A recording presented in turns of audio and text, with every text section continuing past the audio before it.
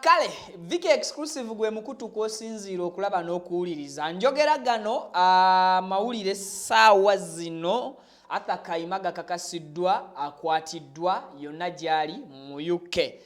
Ngenda kuba nkuwa information abadde akola kiki ekimukwasiza era bigenda kubeera nga bigweya bitya.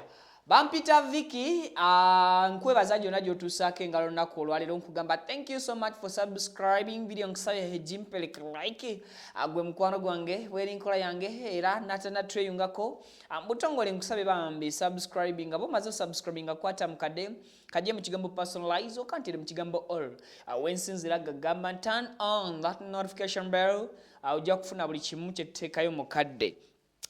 Ntambula ne Hajati Kaloddo omulombi weddwa kubalina ebizibu ebyenjawulo namba esembyo 067 akola ku nsonga za ddwa songa skin mama beauty world abakola ku ndwadde z'ensusu kwagala kweruka mu kusigala mu kalayo ku binamakula ate bino olumu n'ebisirwadde ebirala ebisigadde abeekwate kale nkoze ne jowerera still ku kamera kakati ensonga endese okukutusaako oba okutegeeza ono TikToker Auther Kayima akwatiddwa mu UK oba mu London gy'abadde awangalira. Mujjukira bulungi nnyo Auther Kayima yali abeera Saudi Arabia gye yava n'akomawo ko wano e Uganda eri yali ali mu restaurant e Saudi Arabia gye yali akola naye nga wamuwa emirembe ng'omuntu. Auther Kayima yayigulira erinnya olwa creatinga nga slogans size ngombo ya creatinga ng'engombo simanya wadiva bwigambo nga bwaguga. I think bwenjogera erinnya Auther Kayima siteri sounding ng'epya matugo. Kakati omuvubuka oyo oluvannyuma lw'okukola erinnya lye ku kyeyo ekyasooka kyali kyakubiri cause story ye bwagikunyumiza alaga nti ekyeyo kye Saudi Arabia kyali kyakubiri so mu kyeyo ekyo mwe yasinga okututumukira that was rock down. Kakati Auther Kayima n'akomawo wano e Uganda ne wajja omukyala abangi n'ababuzaabuza nga akigambibwa omukyala oyo yali mukyala wa Auther Kayima ate olulala ne kitegerekeka nti ate yali muganda we amanyiddwa nga Lighton Namubiru.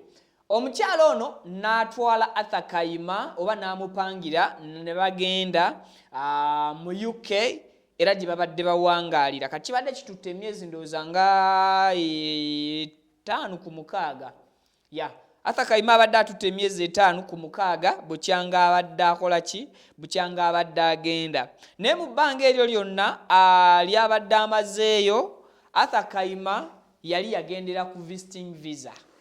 Yagendera ku visiting visa ya myezi 3.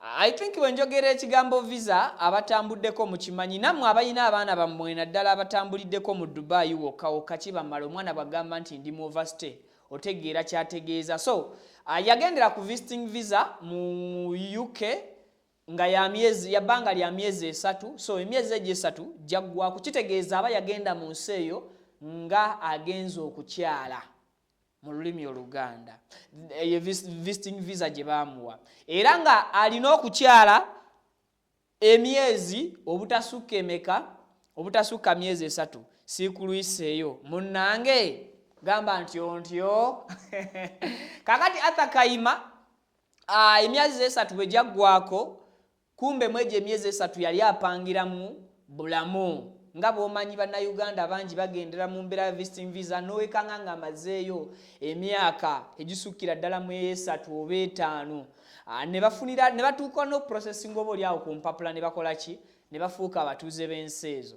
Kakati Auther Kayima okusinziira ku posti ekakasizza kino eraga nti Auther Kayima arrested by home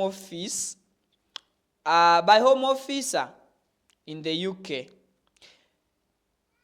Era mu information kalisinka mwanyizi njagala nnyo saving obudde. Mu information esinza okubeera enkulu eraga nti Auther Kayima abadde akola mu maka ga muntu.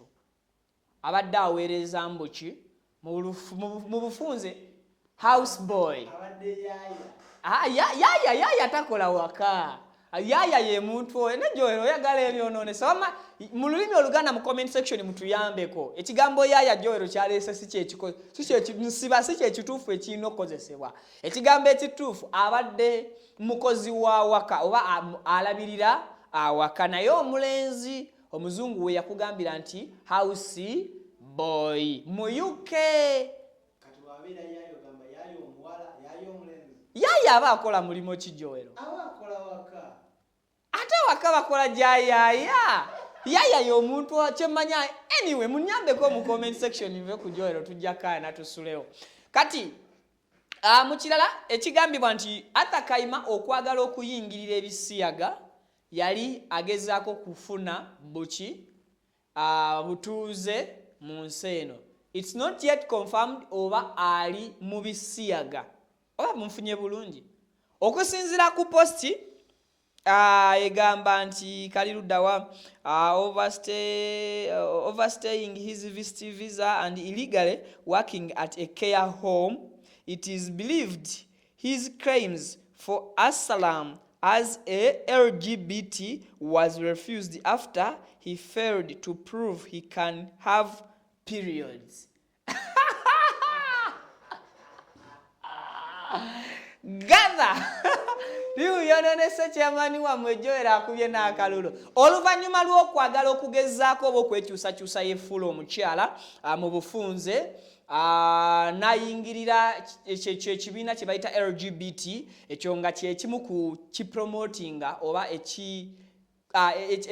ekisaasaanya oba okuspreadinga Ebisiyaga abavuzi b'empanka mu lulimi oluganda kakati yalemererwa okukakasa oba yekyusakyusiza nti ye mukyala agenda muki anaasobola okugenda mu nsonga bannange sibajjeeko ngalo mu bufunze ali ku deportation center era ng'essaawa yonna bajja kuba processinga ku madda ge kyemmanyi ku bantu be bateeka ku deportation batera okumalawo kumpi omwezi mulamba nga baprocessinga kubazza mu mawanga gaabwe. I think ne Auther Kayima anytime from now mujja kuba mulaba ng'akomyewo ku butaka e Uganda. So UK tewabadde waabwe. It's always embwa tesula muki mbwaggwe nkutadde. It's always home is the best. Auther Kayima akomawo ali ku deportation mu UK mukwate mbajjeeko engalo mugategedde.